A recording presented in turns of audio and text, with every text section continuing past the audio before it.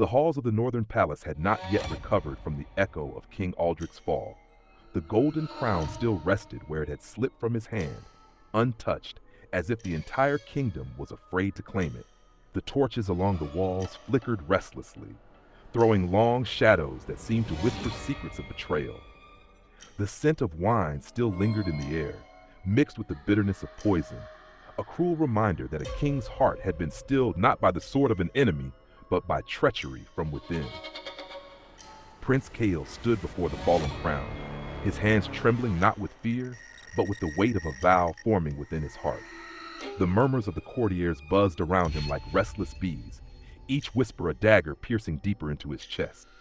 He could hear them clearly. Who did this? Was it Magnus of the South, or someone within our own halls? But Kael's eyes did not shift from the crown. His jaw tightened, and within the silent storm of his heart, he spoke words no ear could hear. Father, I swear, your death will not go unanswered. Whoever spilled your blood will pay with their own. I will rise. I will not rest until your crown is cleansed of this stain. The queen, his mother, wept silently behind him. She was broken, her face pale, her tears endless.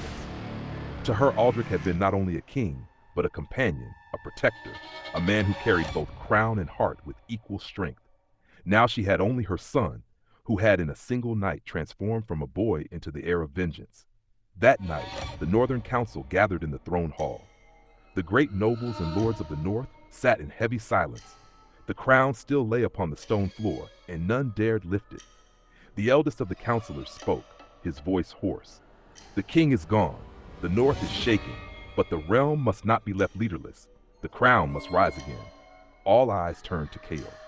The prince stood tall, though his grief weighed upon him like iron chains. He did not yet claim the throne, for the wound of betrayal was fresh. Instead, he spoke with a voice sharper than any blade.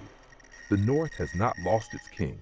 My father may have fallen, but his blood flows in me. Until his murderer is found and punished, this crown will not rest upon my head. I swear before you all, before the gods, and before my father's spirit, vengeance will come. The Empire will remember this night, not as the fall of the North, but as the rise of its wrath. His words ignited the hall. The nobles, who moments ago sat in grief, now clenched their fists and struck the table in unison. A vow was born that night, not only Kael's, but the vow of the North itself. Far away in the golden halls of the South, King Magnus received the news of Aldric's death. He sat upon his throne, draped in robes of red and gold, a sly smile curving across his lips. He dismissed his council with a wave of his jeweled hand and whispered to himself, "So, the old wolf is gone.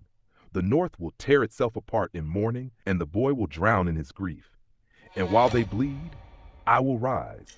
The South was always destined to rule this empire, and now destiny has come closer. Yet even Magnus underestimated the fire that burned in Kael's heart.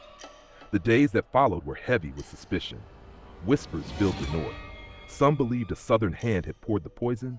Others suspected treachery among Aldric's closest advisors. A goblet of gold had carried death, yet whose hand had slipped it to the king?